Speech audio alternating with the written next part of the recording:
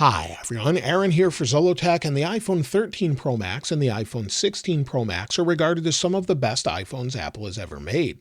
They both have great battery life, great displays, and so I thought we'd compare them to help you decide if you want to upgrade from a 13 Pro Max to a 16 Pro Max, or maybe even upgrade to an iPhone 13 Pro Max. Now, the iPhone 13 Pro Max is no longer for sale directly by Apple, but you can get it used or maybe sometimes new or refurbished for a reasonable price.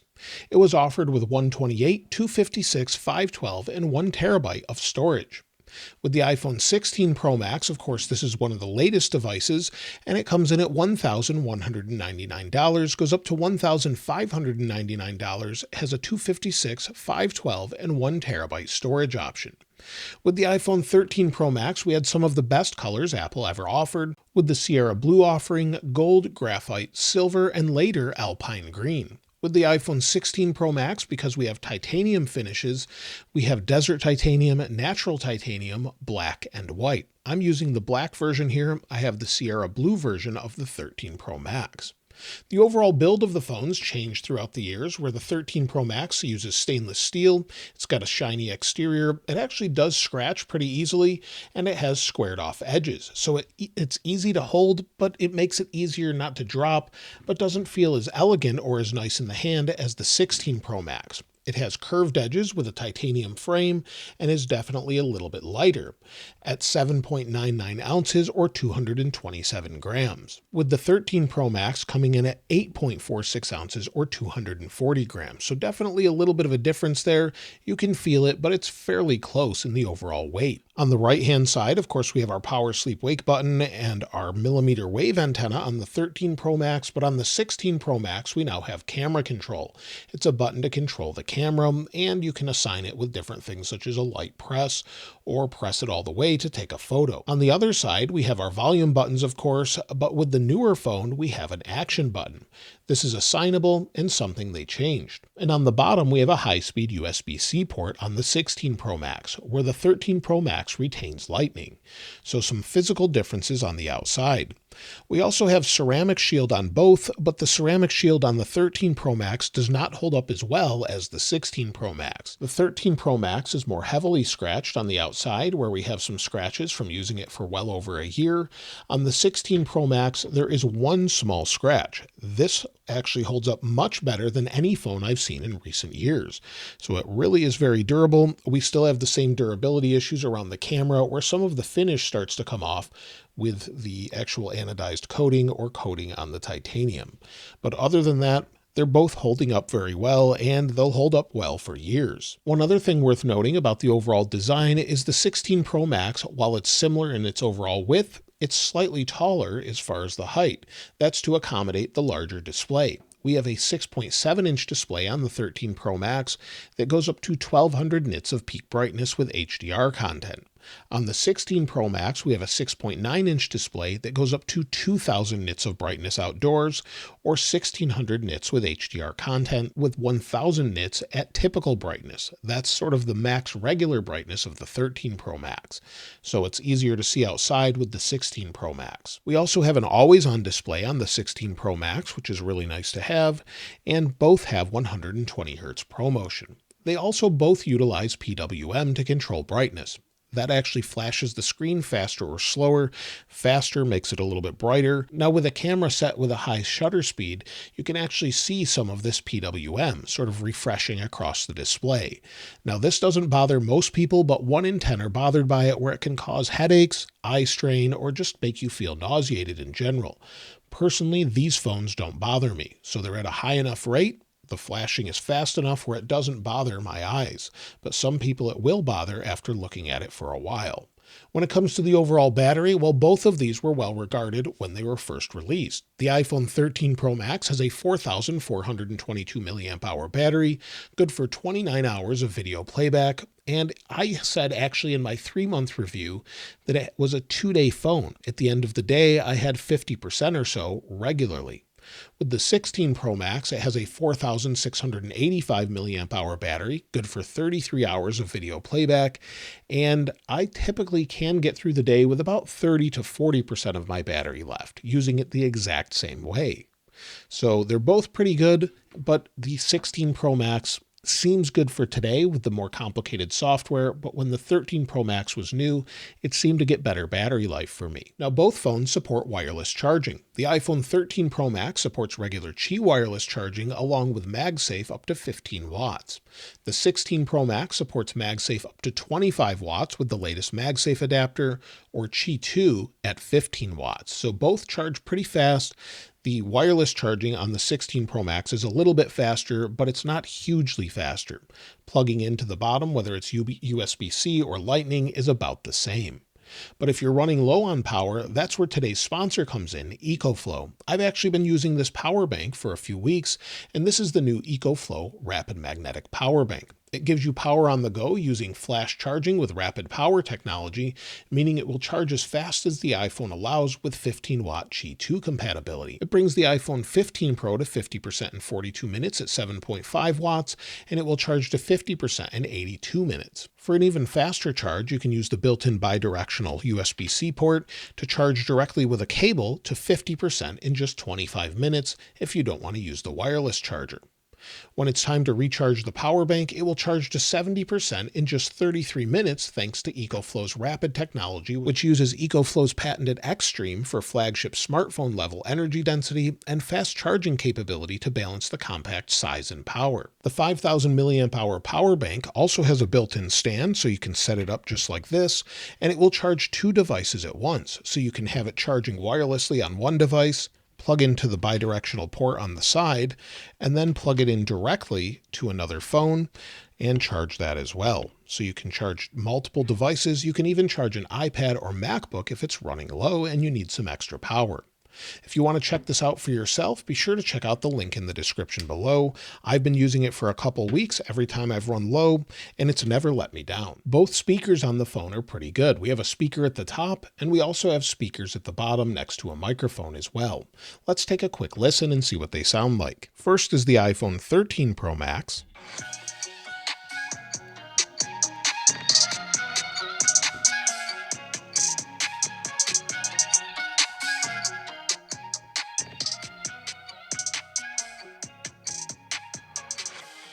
Now the 16 Pro Max.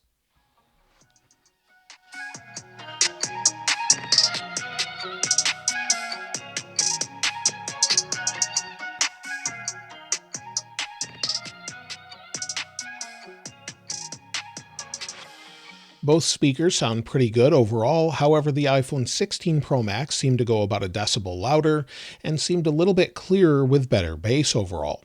They've just seemed to maybe improve this over the past few years, or maybe just the iPhone 13 Pro Max speakers are getting a little bit old. When it comes to the overall speed of the devices, they're going to feel very similar completing regular tasks.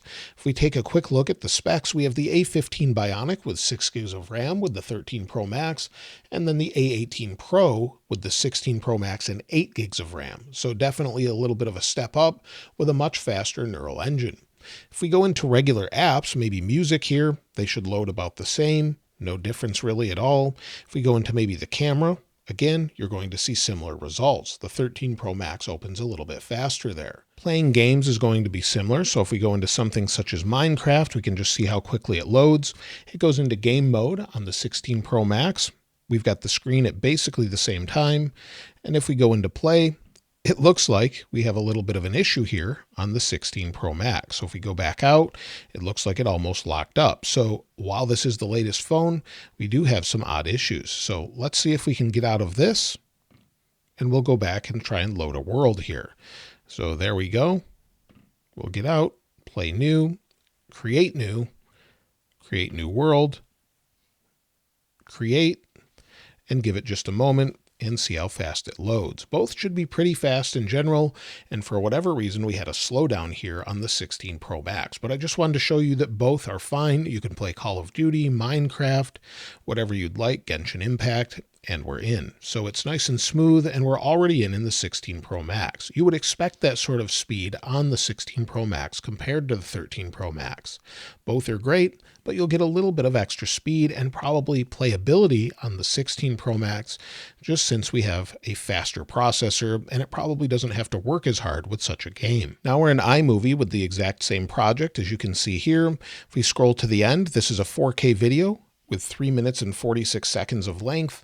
Let's go ahead and export this and see how long it takes on both devices. So we'll go ahead and share both of them, and we'll go to save or share video, and then we can actually save video. Now let me bring in an iPhone 11 as a stopwatch here, just so we can see how long this takes. So now let's go ahead and go to save video and tap start and see how long it takes on both devices.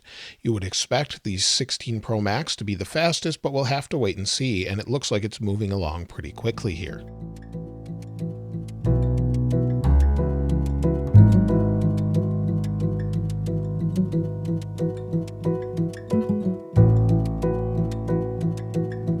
Now the 16 Pro Max took almost a full minute less as far as the export time goes.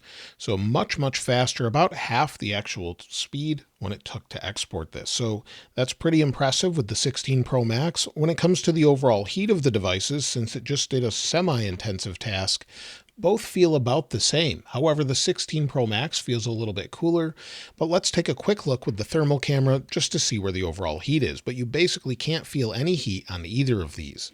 So if we plug in the thermal camera here, if we take a look at the 16 Pro Max, we're at about 29 degrees Celsius or so. On the 13 Pro Max, we're a little bit warmer at about 31 degrees Celsius. So not a huge difference there, but definitely a difference. Not anything that you can really feel though, but it seems like Apple has actually made this phone a little bit cooler as far as the processor goes. But the 13 Pro Max will pull the brightness down in the brightest of situations, maybe outside. The same is true with the 16 Pro Max. If you use it long enough, maybe with the camera on and the screen brightness at full, it will pull that down a little bit to try and cool off the phone in maybe a hot outdoor setting. Now the 13 Pro Max does have 5G. It also has a millimeter wave antenna in the United States and still has a SIM card tray.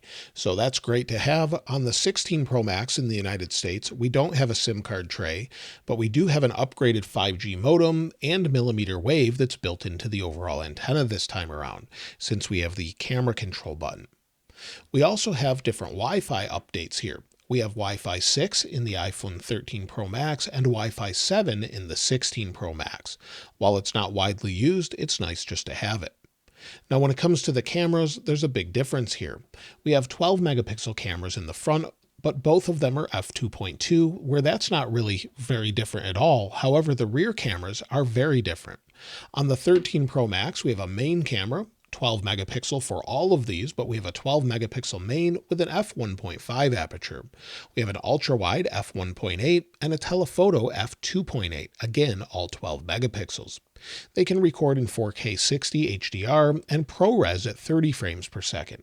However, with the 16 Pro Max, we've had a few upgrades over the years. We have a main camera 48 megapixel f1.78 aperture, an ultra-wide 48 megapixel f2.2 with autofocus, and a telephoto 12 megapixel f2.8 with 5 times optical zoom.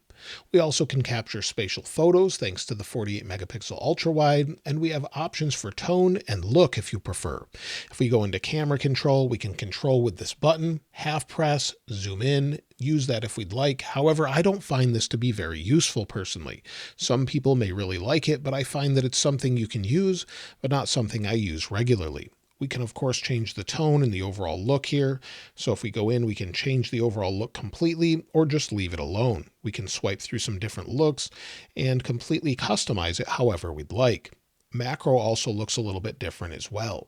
But let's go ahead and take a look at a camera sample with both photo and video to see how they handle regular photos, video, and also nighttime photos as well.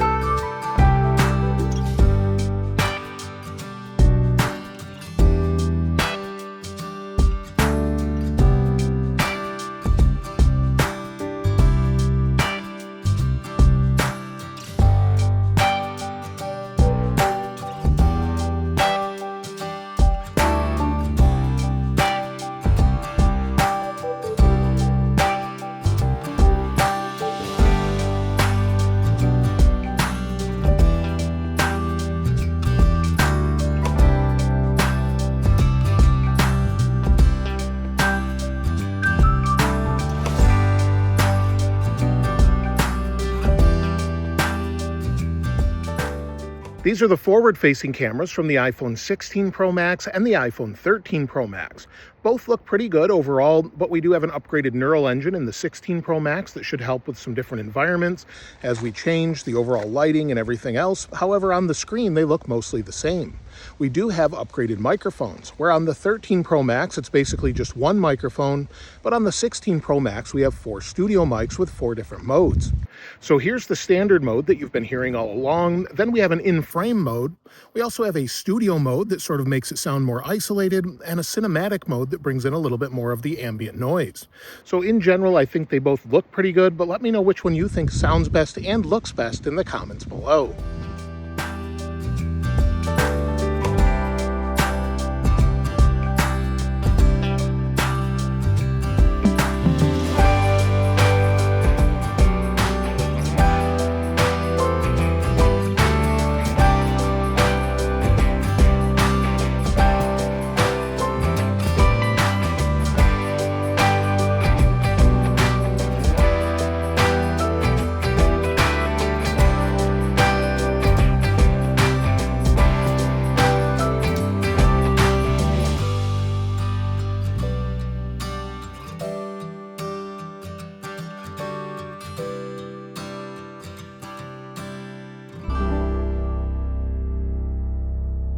We also have the option for 4K 120 on the 16 Pro Max with regular video.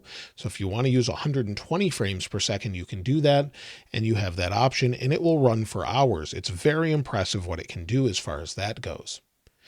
Now, when it comes to the IP rating, both have IP68, 6 meters for 30 minutes, and both are really great phones. However, the 16 Pro Max just has the latest as far as everything else around it. So we have Apple Intelligence this year with iOS 18, so we have features such as an updated Siri. So if we go into Siri on both, you can see the difference there. We have things such as ChatGPT built in and visual intelligence using the camera to identify things. We also have writing tools and all of the features such as Image Playground, Genmoji, and more. Now, those may or may not matter to you, but they do require 8 gigs of RAM on the latest devices for it.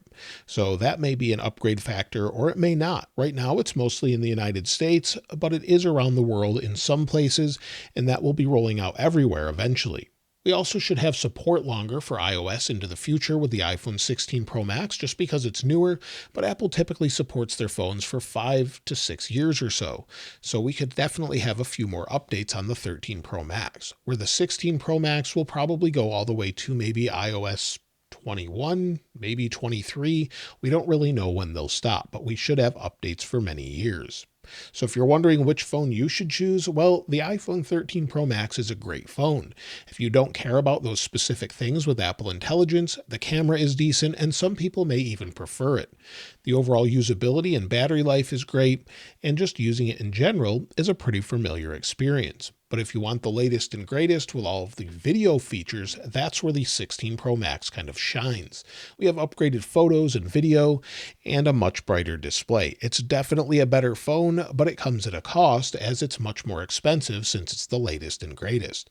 But I think either one, if you're happy with having what they already offer and you don't need the latest and greatest, well, the 13 Pro Max is a great device. But I'd love to hear which one you'd choose in the comments below. Do you go just for a regular phone with great battery life, or do you want all of the features as well? I'd love to hear from you in the comments. Of course, I'll link this wallpaper in the description below, and if you haven't subscribed already, please subscribe, and if you enjoyed the video, please give it a like. As always, thanks for watching. This is Aaron. I'll see you next time.